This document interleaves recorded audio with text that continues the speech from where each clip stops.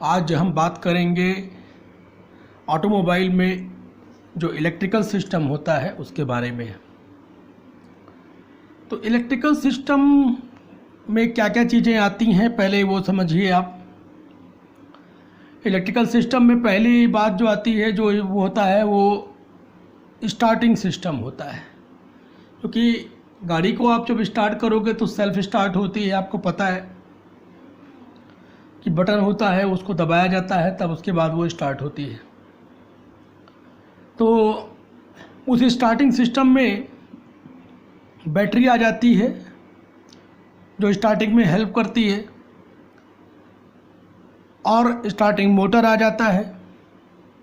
Battery, starting motor, बिना starting motor के कैसे स्टार्ट हो पाएगी, और वायरिंग और स्विचेस। भाई जब बैटरी से जो करंट पहुंचेगी वो वायरिंग के माध्यम से ही पहुंचेगी। स्विच आप पता ही है आपको, ऑन ऑफ के लिए होता है। तो इलेक्ट्रिकल सिस्टम में जो पहली चीज़ आती है वो क्या आ जाता है, वो आता है स्टार्टिंग सिस्टम। अब दूसरी बात जो आ जाएगी वो क्या जाएगी, चार्जिंग सिस्टम की।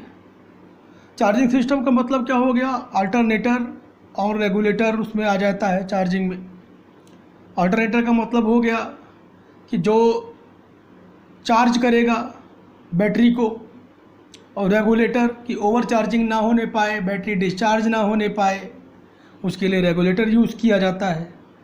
तो अल्टरनेटर और रेगुलेटर, तो रेगुलेट ये चीज़ चार्जिंग सिस्टम। तो पहला आ गया स्टार्टिंग सिस्टम, दूसरा हो गया चार्जिंग सिस्टम इलेक्ट्रिकल में।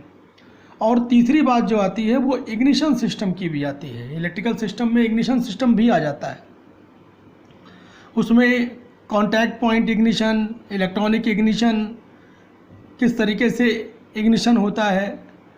अगर आप देखते हैं जो पेट्रोल इंजन होता है उसमें जो मिक्सचर होता है उसको इग्नाइट करना पड़ता है, और उसमें एक स्पार्क प्लग यूज़ करते हैं जिसमें इलेक्ट्रोड्स के बीच में हाई वोल्टेज क्रिएट किया जाता है। अब हाई वोल्टेज का मतलब अगर मान लीजिए कि 12 से 15 वोल्ट का तो सेल ही होता है, या 6 से 12 वोल्ट ज़्यादा हो गया। अगर हमको मान लीजिए 10,000 वोल्ट चाहिए या 20,000 वोल्ट चाहिए स्पार्क के लिए, तो वो जो सिस्टम जो बनाया जाता है वो इग्निशन सिस्टम कैसे बनाया जाता है, आगे हम जब इग्निशन सिस्टम बात करेंगे तो उसके बारे में हम भी बताएंगे आपको। फिर अगली चीज़ जो आ जाती है वो आ जाती है लाइटिंग एंड एक्सेसरीज। उसमें लाइटिंग तो सारी लाइट्स आप तो जानते ही हैं कि फ्रंट लाइट होती है, हेडलैम्प लगा हुआ होता है, बैक लाइट लगी होती है, डैशबोर्ड की लाइट होती है, प्योर लाइट होती है, और बहुत सारी लाइट्स उसके अंदर होती हैं। अब देखते हैं तब अलग अलग पर्पज़ के लिए अलग अलग लाइट बनाई जाती है। हॉर्न, उसके अंदर एक्सेसरीज़ में हॉर्न आ जाता है। तो हॉर्न किस तरीके से वर्क करता है, कितने तरीके का हॉर्न होता है, इसके बारे में भी हम आगे चल करके बात करेंगे आपसे।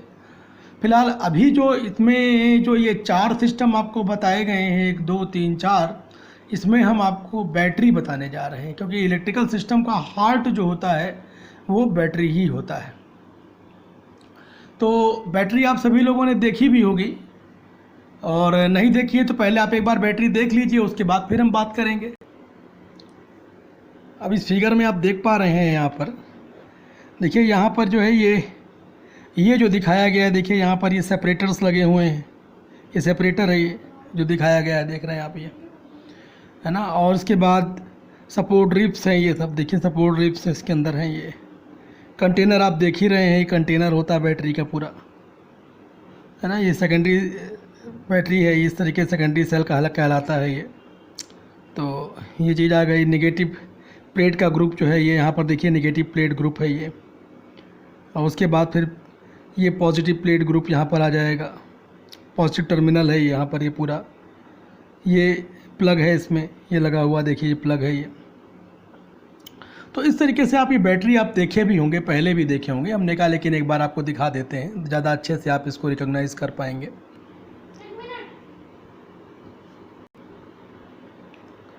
तो बैटरी आपने देखा किस तरीके से होता है। तो बैटरी क्या करती है, ये हार्ट हमने बताया था, हार्ट ऑफ इलेक्ट्रिकल सिस्टम, क्योंकि जो मैक्सिमम करंट की सप्लाई होती है, पावर की सप्लाई होती है, वो सब बैटरी से ही होती है। मैक्सिमम जो करंट का बैकअप होता है वो इसी के थ्रू होता है। तो ये कह रहा है supply current to starting motor को करंट सप्लाई करती है, स्टार्ट होने से लेकर के इग्निशन सिस्टम भी ये यूज़ होती है। और सप्लाई करंट टू लाइट्स, जितनी भी लाइट्स होती हैं उनमें भी करंट ही सप्लाई करती है। और जितने भी मल्टीपल एक्सेसरीज़ और भी बहुत सारे होते हैं, अब तो जो नई कारें आ गई हैं, एडवांस कारें, उनमें तो बहुत सारी एक्सेसरीज़ हैं, वो सब कंप्यूटर ऑपरेटेड हैं, उसमें बहुत सारी चीज़ें, वाईफाई सिस्टम भी रहता है, आप देखते हैं उसके अंदर, और तरह तरह के सेंसर्स लगे हुए होते हैं। वो सब सारी चीज़ें, जितना भी बैकअप मिलता है उसमें सब बैटरी ही उसका जो है मेन साधन है उस, क्योंकि अब जो है बैटरी, अब जो आगे जो अभी रिसेंट में जो बढ़िया गाड़ियाँ आ रही हैं, बड़ी गाड़ियाँ आ रही हैं, तो उसमें जो बैटरी यूज़ होती है, पावरफुल बैटरी यूज़ होती है। पावर धीरे धीरे क्या हो रही है, ज़्यादा जब एक्सेसरीज़ लगाओगे तो ज़्यादा बैटरी की ज़रूरत पड़ेगी, ज़्यादा पावर की ज़रूरत पड़ेगी, तो उस केस में फिर जो बैटरी होगी वो बड़ी होगी, उसकी पावर ज़्यादा होगी। बड़ा कन्फ्यूजन होता है लोगों को कि बैटरी में और सेल में क्या अंतर होता है। तो बैटरी और सेल क्या होता है, एक्चुअल में जो सेल होता है उनका अगर कंबाइन कर दिया जाए, उनको सीरीज़ में जोड़ दिया जाए, है ना, तो वो क्या कहलाती है, बैटरी कहलाती है। क्योंकि सबका जो पूरे का ईएमएफ क्या होता है एकदम से बढ़ जाता है। तो उस केस में क्या हो जाता है, ये वही कह रहा है कि ग्रुप ऑफ इंटरकनेक्टेड सेल्स का मतलब क्या होता है, बैटरी, इससे। और सेल जो होता है वो क्या होता है, 1 यूनिट ऑफ बैटरी की 1 यूनिट होती है, वो जो सेल कहलाती है। इस तरीके से अब आप समझिए, जो टाइप होते हैं सेल के वो 3 तरीके के बेसिकली होते, तो और भी बहुत सारे हैं, लेकिन यहाँ पर जो आपको हम बता रहे हैं वो 3 तरीके के। लेकिन उसमें जो हम एक्सप्लेन करेंगे वो लेड एसिड बहुत कॉमन है, वो लगभग सभी जगहों पर यूज़ होता है। अब बहुत ज़्यादा एक्स्ट्रा ऑर्डिनरी केसेस अगर आ गए तो उस केस में हम बाकी चीज़ों को नहीं उस केस में ले रहे हैं, लेकिन जो मोस्ट कॉमन केसेस हैं उनमें हम लेड एसिड लेते हैं, और उन्हीं के बारे में हम थोड़ा सा एक्सप्लेन भी करेंगे आपको यहाँ। तो लेड एसिड तो एक पहले तरीके की आ गई। दूसरी आ गई एल्कलाइन बैटरी। एल्कलाइन में भी 2 तरीके की होती है, NiFe टाइप और निकिल फेरिक टाइप, और निकिल आयरन टाइप, और निकिल कैडमियम टाइप। ये 2 तरीके की इसमें आ जाती हैं एल्कलाइन में। और अगली आती है तीसरे नंबर की, जो आती है वो जिंक एयर बैटरी होती है। तो हम जो आपको बात करेंगे, जो बताने जा रहे हैं डिटेल में, वो हम लेड एसिड बैटरी के बारे में ही बात करेंगे। तो सबसे पहले लेड एसिड बैटरी आप देख लीजिए कि क्या होती है। तो अब लेड का मतलब क्या हो गया, यहाँ पर lead PB as a lead use होना है, और एसिड H2SO4। तो commonly used in all vehicles लिख दिया है हमने, इसीलिए कि ज़्यादातर जितने भी व्हीकल्स होती हैं उन सब में ये यूज़ होती है। तो क्यों ऐसा होता है, क्योंकि जो होता है इसका जो वोल्टेज होता है वो ज़्यादा होता है, ज़्यादा मिल जाता है लोअर कॉस्ट पे, आसानी से चार्ज हो जाती है। और इसका जो वोल्टेज होता है वो हाई वोल्टेज आप पा सकते हैं लो कॉस्ट पे, तो इसीलिए कॉमन होती है, ये ड्यूरेबल भी होती है। तो इसमें क्या होता है, इसमें ये यूजेज स्पॉन्जी लेड, जो स्पॉन्जी लेड इसके अंदर यूज़ होता है, एंड लेड परऑक्साइड। तो स्पॉन्जी लेड और लेड परऑक्साइड 2 चीज़ें इसमें यूज़ होती हैं for the conversion of chemical energy to electrical power. तो यहाँ पर जो इलेक्ट्रिकल, अब आप जानते ही हैं कि जो बैटरी होती है उसमें होता क्या है, केमिकल एनर्जी होती है, और उसी केमिकल एनर्जी से हम इलेक्ट्रिकल एनर्जी कन्वर्ट। देखो एनर्जी तो ऐसे तो आप जनरेट नहीं कर सकते, एनर्जी कंजर्वेशन का नियम यही है कि एनर्जी जो होती है वो एक फॉर्म से दूसरे फॉर्म में कन्वर्ट की जा सकती है ना। एनर्जी को जो है आप जनरेट नहीं कर सकते। तो जो केमिकल एनर्जी होती है, केमिकल में जो एनर्जी होती है, उससे हम इलेक्ट्रिकल एनर्जी प्रोड्यूस करते हैं। तो उसमें जो होता है बाय मीन ऑफ क्या क्या बोल रहा है इसमें, स्पॉन्जी लेड और लेड परऑक्साइड, ये 2 चीज़ें होती हैं जिनसे कन्वर्जन होता रहता है। क्योंकि ये इसमें रिएक्शन रिवर्सिबल भी होती है। तो कह रहा है कि conversion of chemical energy to electrical power, फिर इलेक्ट्रिकल एनर्जी से हम केमिकल एनर्जी, क्योंकि जो इसके अंदर केमिकल एनर्जी होगी, एक जब सेल डिस्चार्ज हो रहा होगा तो जो केमिकल एनर्जी होगी उससे इलेक्ट्रिकल एनर्जी प्रोड्यूस होगी, और फिर जो अब रिएक्शन एक साइड हो जाएगी, और जब आप फिर से उसको जब रिचार्ज करेंगे सेल को, तो वही रिएक्शन रिवर्स हो जाती है। तो वो फिर क्या होता है, वो एनर्जी फिर से उसके अंदर रिकवर हो गई, आकर के फिर से एनर्जी आ गई, क्योंकि फिर से उसने आपने इलेक्ट्रिकल एनर्जी दे दी और केमिकल फिर से वो उसी तरीके से एज इट इज़ पुराने तरीके से बन गया। तो जो इसके अंदर रिएक्शन होती है, केमिकल रिएक्शन, वो रिवर्सिबल रिएक्शन होती है। यही इसकी सबसे बड़ी जो है ब्यूटी है। और इसी के यही जो फंक्शन होता है, ये इसको सबसे ज़्यादा इसमें यूज़फुल बना देता है। तो इसके बेसिक पार्ट्स क्या क्या होते हैं, वैसे तो हमने अभी आपको दिखाया भी, उसमें कुछ बेसिक पार्ट्स लिखे भी हुए थे। अब बेसिक पार्ट्स इसमें सबसे पहले क्या है कि एक कंटेनर क्या होता है, मेड ऑफ ग्लास से बनाया जाता है, या जो लेड लाइंड वुड होता है उससे बनता है, या hard rubber of bismuth compound और मोल्डेड प्लास्टिक्स, इन सब से मिला करके कंटेनर बड़ा हार्ड होता है।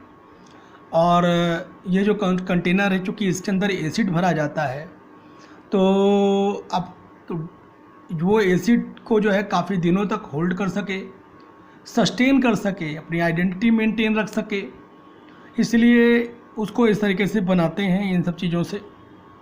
इससे जो बैटरी होती है उसकी लाइफ बढ़ जाती है, वो कम से कम 4 से 5 साल आसानी से चल जाती है। तो ये तो कंटेनर हुआ।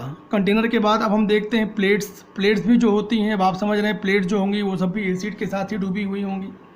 तो ये देखो कैसे अरेंज होती हैं, arrange in the form of grid and made up of lead, major lead से ज़्यादा लेड होता है, और प्लस कुछ एक्टिव मटेरियल्स भी डाल देते हैं। जो लेड, चूँकि लेड एज इट इज़ अगर आप लेड को देखेंगे तो उसकी स्ट्रेंथ वीक होती है, और उसको स्ट्रेंथ प्रोवाइड करने के लिए कुछ और भी मटेरियल डाला जाता है। और एक्टिव मटेरियल्स भी हम बता रहे हैं कि क्या क्या होता है उसके साथ। एक्टिव मटेरियल भी टेक एक्टिव पार्टिसिपेशन, जो एक्टिव पार्टिसिपेशन रखते हैं, जैसे उसमें लेड पेरोक्साइड, इन केमिकल रिएक्शन में लेड पेरोक्साइड होता है, spongy lead, dilute sulphuric acid, ये सारी चीज़ें लेड के साथ पड़ी हुई होती हैं।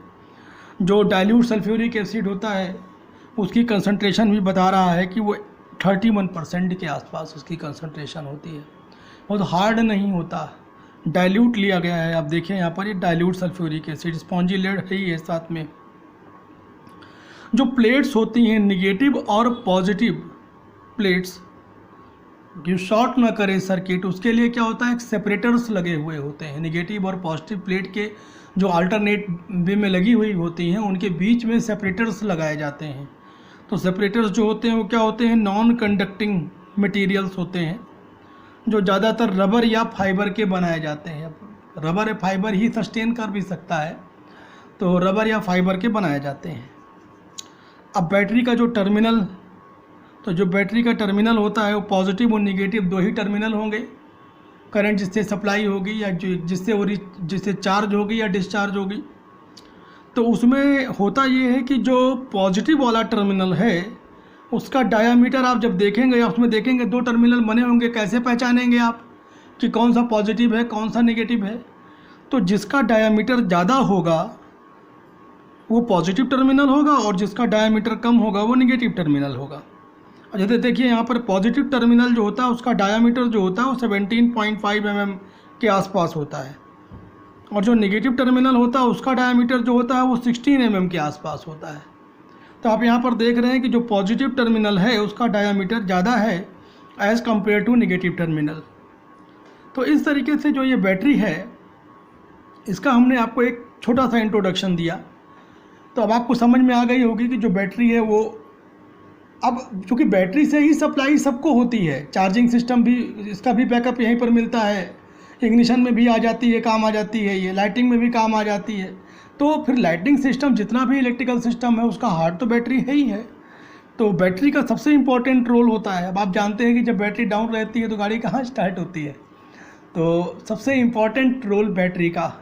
तो इसीलिए सबसे पहले हमने इसको बताया आपको कि सबसे पहले बैटरी मेंटेन करिए, सबसे पहले एनर्जी मेंटेन करिए, उसके बाद सारे सिस्टम और भी इलेक्ट्रिकल सिस्टम जो भी होंगे उनको हम उसी के माध्यम से चलाएंगे।